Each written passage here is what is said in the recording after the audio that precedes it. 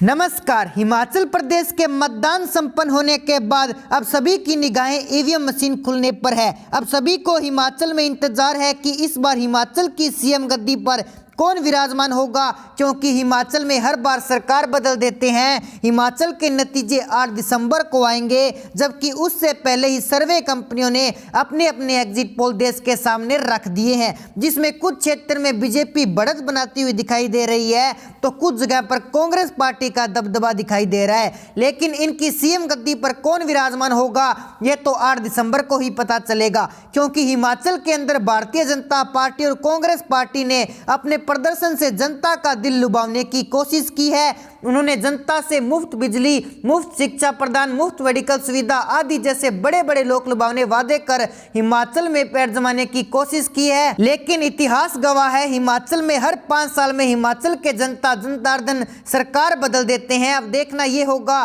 क्या इस बार कांग्रेस पार्टी हिमाचल के अंदर अपना दबदबा दिखाएगी या फिर एक नई एंट्री के साथ आम आदमी पार्टी इस बार हिमाचल में अपना झंडा लहराने में कामयाब होगी।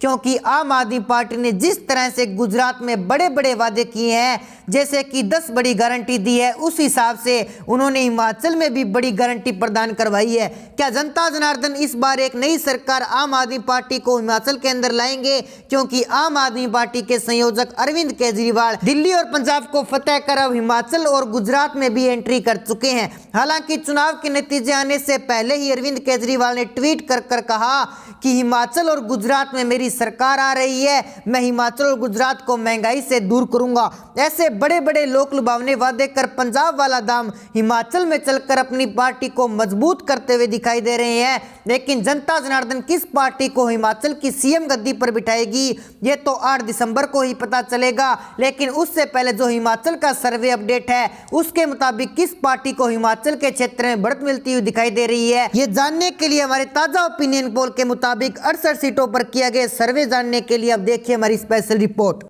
करें हिमाचल प्रदेश की 68 सीटों के ओपिनियन पोल के बारे में, तो पहले जिले किन्नौर की 1 विधानसभा सीट पर तो किन्नौर में बीजेपी को 0 सीट, आम आदमी पार्टी को 0 सीट और कांग्रेस पार्टी यहां पर 1 सीट ले पा रही है। अगले जिले सिरमौर की बात करें तो यहां पर 5 विधानसभा सीटें हैं, जिसमें से भारतीय जनता पार्टी आप पर अपना खाता खोलते हुए 2 सीटें ले रही है और कांग्रेस पार्टी यहां पर 3 सीटें ले पा रही है और आम आदमी पार्टी का यहां पर सुपड़ा साफ हो चुका है। अगले जिले मंडी की 10 विधानसभा सीटों की बात करें तो यहां पर भारतीय जनता पार्टी 5 सीटें ले रही है, जबकि कांग्रेस पार्टी यहां पर 4 सीटों पर विराजमान है।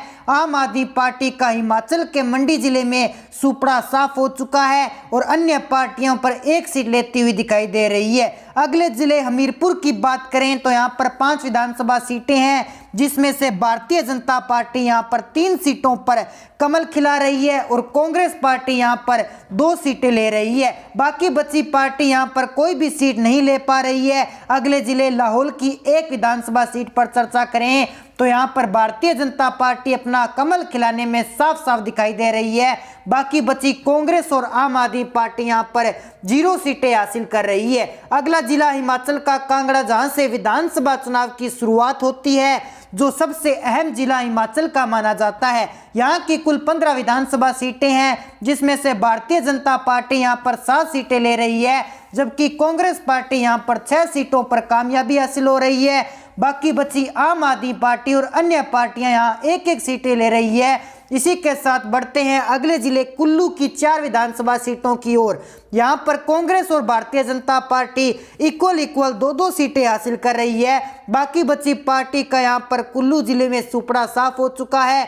बिलासपुर की 4 विधानसभा सीटों पर चर्चा करें तो यहाँ पर भारतीय जनता पार्टी अपनी प्रचंड जीत हासिल करती हुई 3 सीटों पर दिखाई दे रही है। आम आदमी पार्टी और अन्य पार्टी का सुपड़ा साफ हो चुका है। अगले जिला ऊना की बात की जाए तो यहाँ पर भी भारतीय जनता पार्टी और कांग्रेस पार्टी इक्वल 2-2 सीटें ले रही है और अन्य पार्टी के खाते में यहाँ पर खाता खुलता हुआ 1 सीट जाती हुई दिखाई दे रही है। कांग्रेस पार्टी आप पर 1 सीट हासिल कर रही है। आम आदमी पार्टी और अन्य पार्टी का सुपड़ा साफ हो चुका है। अगले जिले ऊना की बात की जाए तो यहाँ पर भी भारतीय जनता पार्टी और कांग्रेस पार्टी इक्वल 2 सीट सीटें ले रही है और अन्य पार्टी के खाते में यहाँ पर खाता खुलता हुआ 1 सीट जाती हुई दिखाई दे रही है। अगले जिले सोलन की 5 विधानसभा सीटों की बात करें तो यहाँ पर भारतीय जनता पार्टी 3 सीटें ले रही है और कांग्रेस पार्टी 2 सीटें, आम आदमी पार्टी और अन्य पार्टियां यहाँ पर खाता नहीं खोल पा रही है। अगला जिला आता है शिमला। शिमला के अंतर्गत 8 विधानसभा सीटें हैं,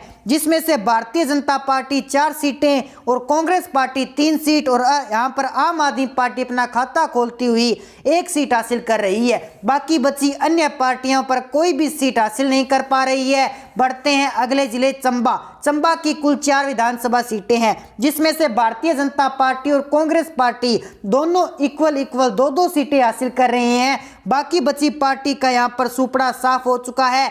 तो साथियों, अंत में हम आपको यह भी बता देते हैं कि गुजरात और हिमाचल प्रदेश में, यानी कि हिमाचल प्रदेश में चुनाव हो चुके हैं और गुजरात में चुनाव होने बाकी हैं। चुनावों के नतीजे आने के बाद में यह मुमकिन हो जाएगा कि आम आदमी पार्टी के रूप में देश में एक नया राजनीतिक दल मिल जाने वाला है। दरअसल इन राज्यों में चुनावों के बाद आम आदमी पार्टी निर्वाचन आयोग की ओर से राष्ट्रीय पार्टी होने की पात्रता होने में पूरी तरह से सक्षम हो सकती है। तो दोस्तों, आपकी जो भी राय आप में कमेंट सेक्शन में जरूर बताएं और मिलते हैं एक नई अपडेट के साथ।